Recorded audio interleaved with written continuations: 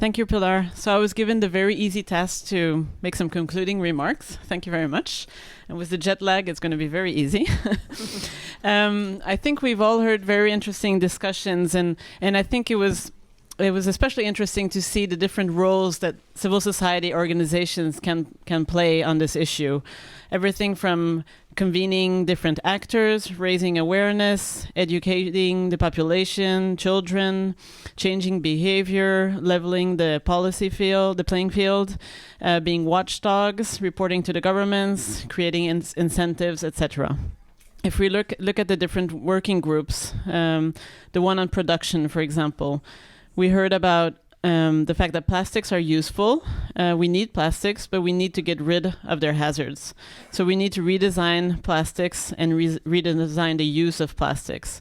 We heard about the scientific community that is behind green design and the need to agree on criteria for new types of plastics. There's also change that is being demanded by the market and by the society as well. If we look at the consumption working group, we heard about the need for strategic communication towards consumers and awareness raising, and not only about how plastics are dangerous or a hazard for the environment, but also are a health issue, like we heard from China, for example. We heard about the need to connect to government policies and the work that NGOs have been doing, leading to bans and to fines, like we heard the work being done in Togo, for example. The importance of having alternatives, sustainable products, and the issue of trends. I think we heard a lot about trends and the fact that alternative designs need to become sexy, and water bottles, for example, need to become not sexy, like we heard from the gentleman from the indigenous community in Panama, which was talking about how cigarettes are not popular or not sexy anymore. You're looked down upon if you're smoking, and it should be the same if you're using water bottles, for example. And then from the waste management group, there's a need to innovate, to try new solutions, but not to get locked into solutions that may fail. In terms of collaboration, we heard that from Vietnam, for example, which has been convening different actors and informing the government on problems of waste leakage, for example.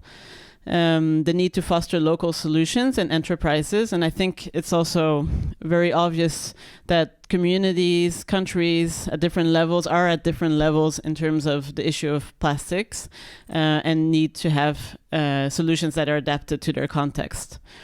And we also heard about working with companies and advocacy towards companies, like, for example, in Chile, which was working on developing alternative products of plastics that could then be recycled.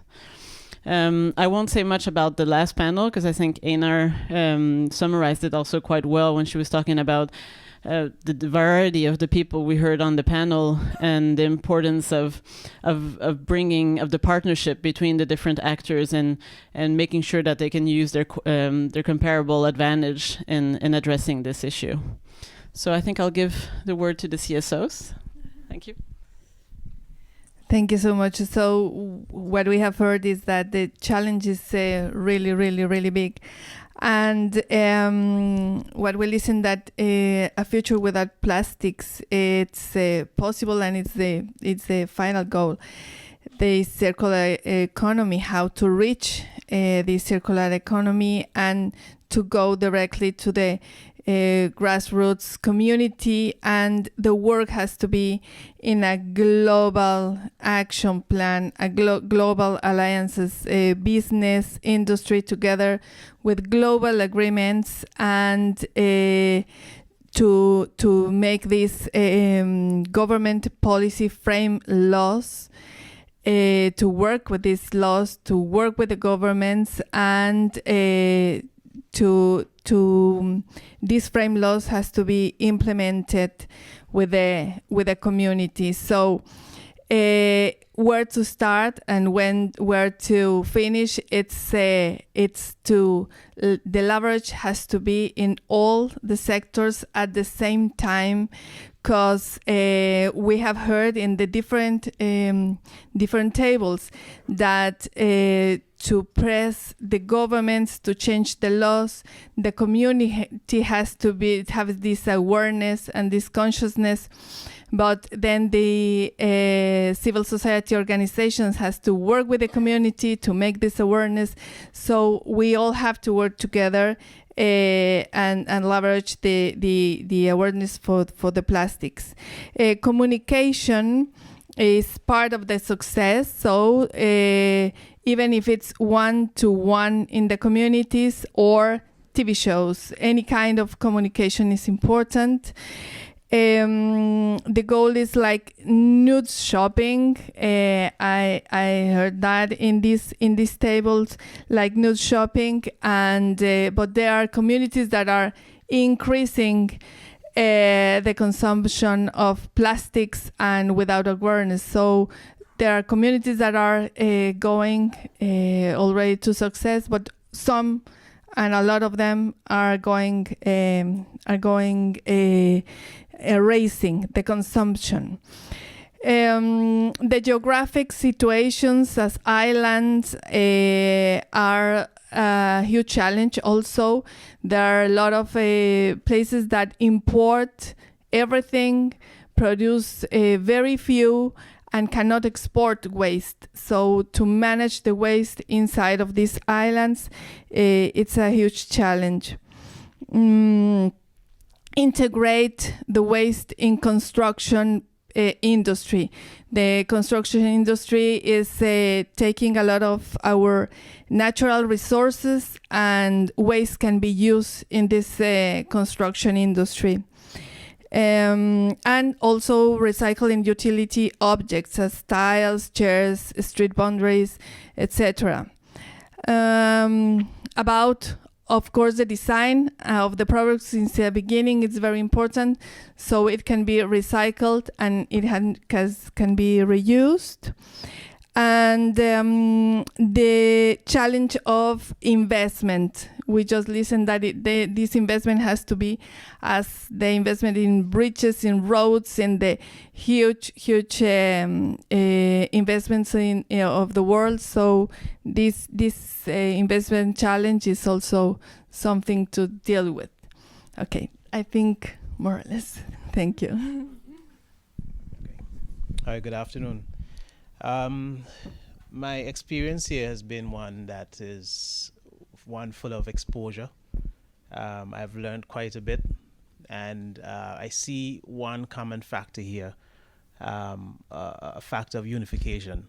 And so my closing remarks, definitely, I would not rehash what we have discussed, but more of a word of encouragement and focus and commitment. Certainly the issues that we're faced with plastic pollution is one that is dynamic. There's no one single approach. And so we all need to contribute and have contributed to this call by just being present. You know, we're here because we care. And our approach is definitely going to be dynamic. And in that dynamism, when I look across this room and I see the cross-section of different faces and companies and interest group, we're definitely on the right track, and this is a good thing. And so my closing remarks is simply one, to encourage continued collective solutions. I want to make a personal appeal to you to be the influence of change. And no matter where you sit in society, or in a corporation, I encourage you as an individual to start making wise choices and making simple changes in your lives to fight this cause. I encourage you in government to create policies and priorities in accordance with our fight against the plastics and how it's penetrating and infiltrating our lives. I encourage you within the private sector to innovate, to find alternatives, and to make them available to us consumers. I encourage you as the NGOs and the CSOs to encourage participation, build community participation, public awareness and education. And so, with all the challenges and the complexities that we're faced with, the issue of that comes with the issue of plastic pollution, let us just remain committed. And as we journey on, I find no other fitting way to end my closing remarks but to part with you with the words of Bob Marley. One love, one heart. Let's get together and be all right.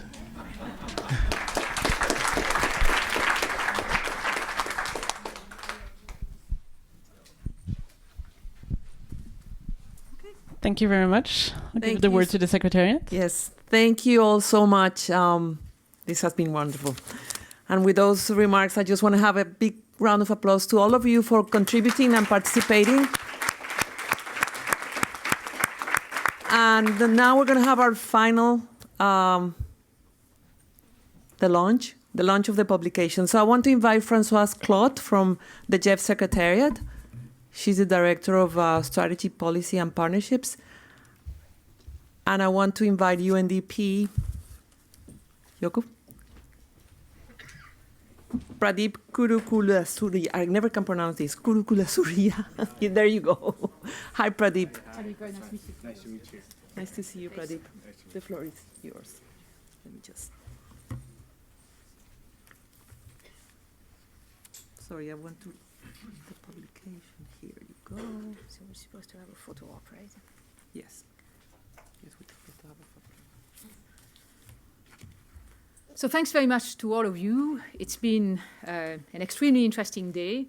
And let me backtrack a second, because this is only the second version of the CSO Day, the way we have practiced it today. Council made a selection of topics of interest, and Council selected plastics, around which, of course, we worked at the Secretariat to make sure that that theme could turn into an encounter. And I think that's very much what we had today. We had an encounter across a very large number of participants that come from very different horizons.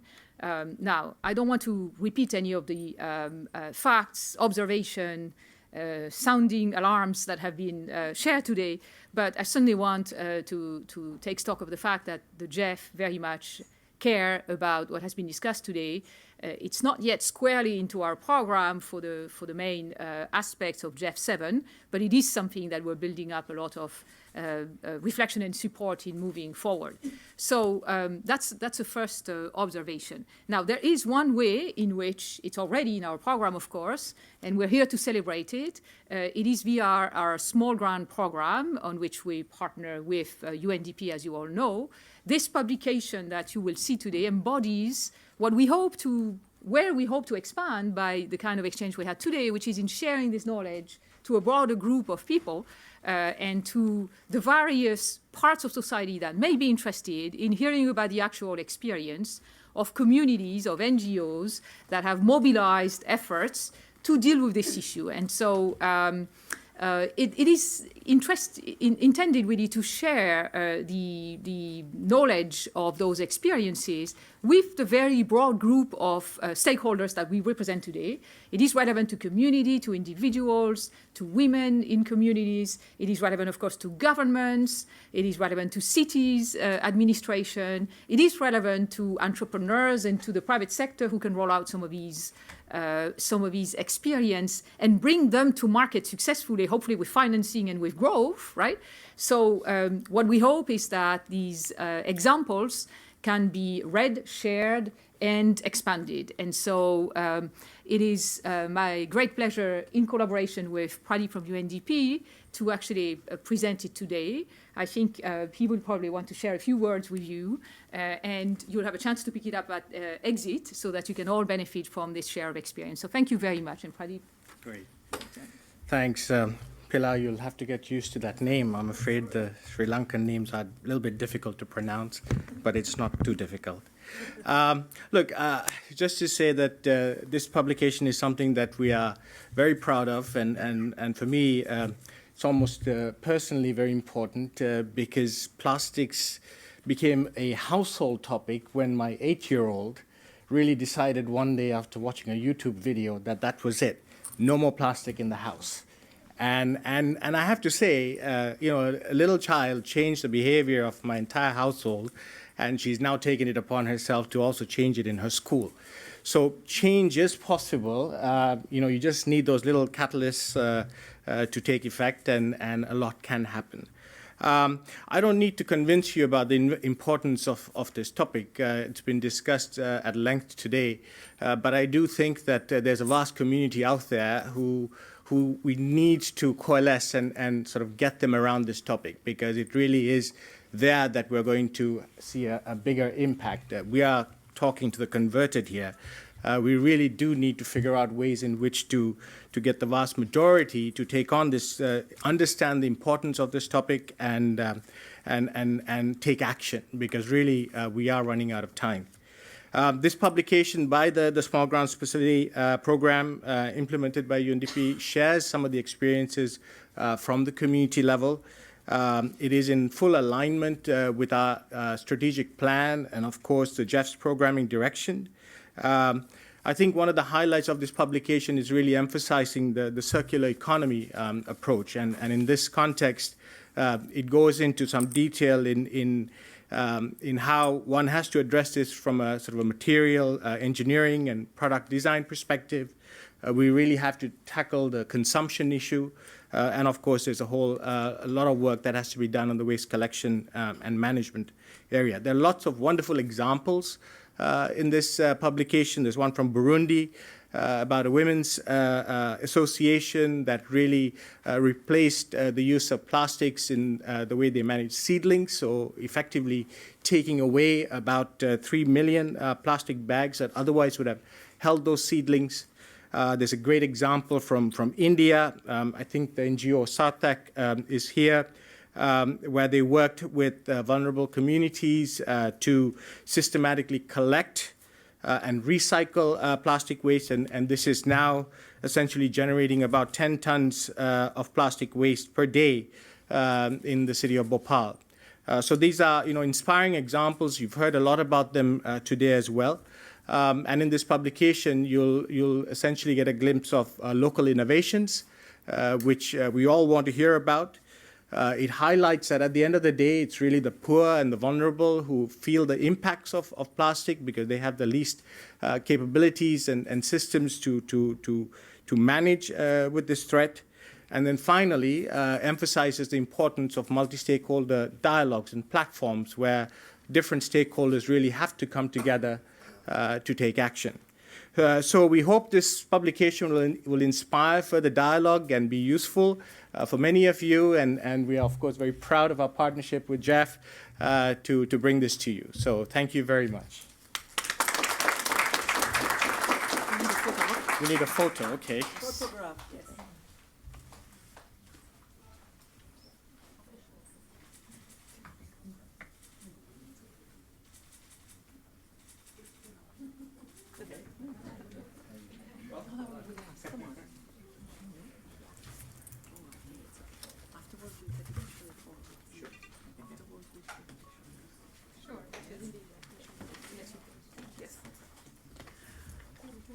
Françoise and Pradeep, I promise I will learn how to pronounce your name for the next time. Thank you so much. I think unless the CSO network wants to say final words, I think this is a wrap. Thank you all.